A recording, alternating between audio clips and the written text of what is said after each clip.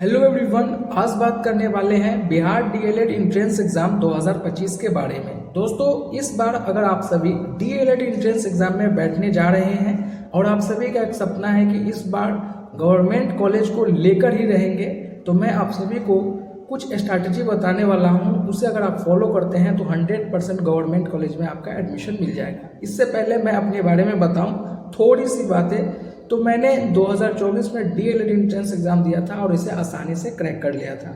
और मैं आपको कुछ और रोचक बातें बताऊं, मैंने एक बार भी इसका न सिलेबस देखा था और न ही इसके बारे में कुछ पढ़ा था।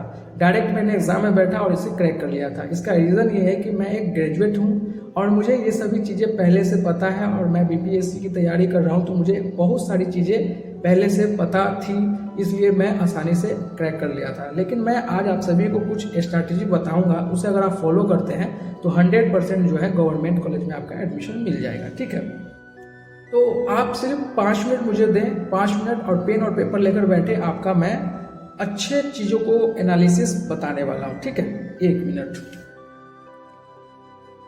सबसे पहले मैं आप सभी को बताऊं, पेन और पेपर लेकर बैठे होंगे तो बहुत बढ़िया है, अगर नहीं बैठे हैं तो कोई बात नहीं, मैं आप सभी को बताता हूं, आप उसे समझेंगे। दोस्तों, किसी भी एग्जाम को क्रैक करने के लिए सबसे पहले उसका जो है बेसिक नॉलेज होना चाहिए। बेसिक नॉलेज में क्या होना चाहिए कि ये एग्जाम कितने नंबर का है, ये एग्जाम में नेगेटिव मार्किंग है या नहीं, ये एग्जाम कितने घंटों का है, ये हुआ बेसिक जानकारी। अगर आपको यह बेसिक जानकारी अच्छे से पता है तो आप जो है इसकी 30% जानकारी इसका आपके पास मिल चुका है। अगर आप ये पूछ रहे होंगे कि ये तो बेसिक सभी के पास होता है, जी नहीं मेरे भाई, ये सभी बेसिक जानकारी सभी के पास नहीं होते हैं। जो इसके अंदर तक जाते हैं, गह तक जाते हैं, उसी को पता रहता है। नहीं तो बहुत सारे फॉर्म जो है भाई बहन ऊपर ऊपर ही भर देते हैं, सभी के देखा देखी, लेकिन कभी वो पढ़ते नहीं, तो बहुत सारे को पता नहीं है। सिलेबस को जानिए, सिलेबस कितने नंबर के कौन से क्वेश्चंस पूछे जा रहे हैं। मान लीजिए आपके डीएलएड एंट्रेंस एग्जाम में, अगर आपको पता नहीं है तो मैं कुछ बता दूं, आपके डीएलएड एंट्रेंस एग्जाम में 120 क्वेश्चंस पूछे जाएंगे और 120 नंबर के रहेंगे और आपको जो है 150 मिनट यानी कि 2.5 घंटा आप सभी के पास समय रहेगा। समय आपके पास बहुत रहता है, जिसमें 120 क्वेश्चन में Hindi, English, math, science, GK, GS और रीजनिंग के क्वेश्चंस आप सभी के रहते हैं। करंट अफेयर से आपके यहाँ क्वेश्चन नहीं पूछे जाते हैं, तो आपको पैनिक नहीं होना है। ठीक है, और आप सभी को मैं बताऊं, 1 महीने में आप सभी आसानी से जो है गवर्नमेंट कॉलेज ले सकते हैं, क्योंकि बहुत हार्ड नहीं रहता है डीएलएड एंट्रेंस एग्जाम। अगर आप 12th जस्ट किए हैं या फर्स्ट ईयर सेकेंड ईयर में है तो आप सभी को मैं कुछ बता रहा हूं। जैसे कि सिलेबस तो मैंने आपको बताया है कि सिलेबस के बारे में आपको जानकारी होना चाहिए। दूसरा, आप एक क्वेश्चन बैंक ले लीजिए।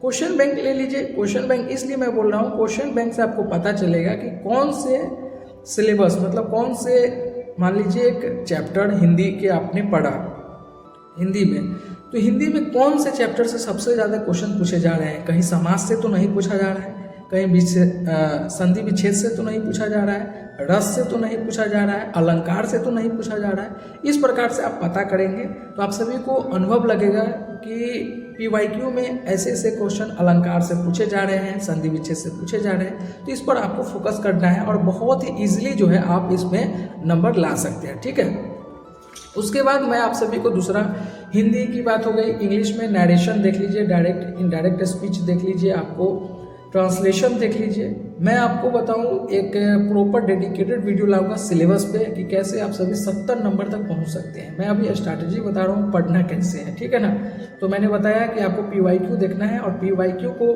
एनालिसिस करके उससे हिसाब से पढ़ना है। दूसरा, 1 महीने के लिए आपको कम से कम 5-5 घंटा प्रतिदिन पढ़ना होगा, डिसिप्लिन के साथ, बिना संयम के साथ नहीं होगा। आज मेरे द्वारा बताए गए बातें या किसी अन्य टीचर के द्वारा बताई गई बातें पर आपने 1 दिन पढ़ लिया, 2 दिन पढ़ लिया, तीसरा दिन मोटिवेशन खत्म हो जाएगा, आप नहीं पढ़ पाएंगे। इसलिए आप क्या करें कि प्रतिदिन एक चेयर या एक टेबल पर बैठ के आप लोग चेयर टेबल पर बैठ के जो है आप अपना पढ़ेंगे। ठीक है, तीसरी बात क्या है कि आपको जो है नोट्स बनाना है। नोट्स, जी हाँ, नोट्स बनाना है। वक्त तो मिलेगा नहीं आपको, तो पीवाईक्यू पे ही अपना काम करना है। ठीक है, रिवीजन साथ साथ करते चलना है। एक चीज, अगर आप सभी ने कभी रीजनिंग नहीं पढ़ा है या जीके जीएस नहीं पढ़ा है तो थोड़ा मुश्किल आएगा आपको, लेकिन मैं आप सभी को कुछ पॉइंट बता दूंगा जिससे आप सभी जो है रीजनिंग में आसानी से नंबर उठा सकते हैं। और इसके बाद जो है मैं आप सभी को बताऊं, आपको क्या करना है, एक्स्ट्रा वीडियो डिस्ट्रैक्शन नहीं करना है, एक्स्ट्रा वीडियो नहीं देखना है। मतलब एक्स्ट्रा वीडियो मतलब कि पढ़ाई से रिलेटेड वीडियो देखना है, रील्स नहीं देखना है और डिस्ट्रैक्ट नहीं होना है। डिस्ट्रैक्ट मतलब ज़्यादा पैनिक नहीं होना है कि होगा कि नहीं होगा, होगा कि नहीं होना, इतना सोचना नहीं है, क्योंकि ये बहुत बड़ा एग्जाम नहीं है और आसानी से 60-70 नंबर आप ले आ सकते हैं। और इस एग्ज़ाम को गवर्नमेंट कॉलेज पाने के लिए आपको सिर्फ और सिर्फ 120 नंबर में 70 नंबर लाना पड़ता है। 60% अगर नंबर लाते हैं तो आसानी से गवर्नमेंट कॉलेज में आपका एडमिशन मिल जाएगा, ठीक है। और 60 नंबर कैसे लाना है सिर्फ 10 दिन में पढ़कर, वो ट्रिक मैं आप सभी को बताने वाला हूँ नेक्स्ट वीडियो में। दूसरा चीज़ आप सभी से एक छोटा सा मैं एक एनालिसिस समरी बता दूं कि आपको क्या क्या करना है। सबसे पहले क्वेश्चन बैंक पे एनालिसिस करना है। दूसरा, आप सभी को 6 घंटा प्रतिदिन पढ़ना है। तीसरा, आप सभी को रील्स अट्रैक्शन पे नहीं जाना है। चौथा, आप सभी को प्रतिदिन जो है बैठकर ही पढ़ना है। ये 4 चीज़ आप अपने स्ट्रैटेजी में रखेंगे, 100% जो है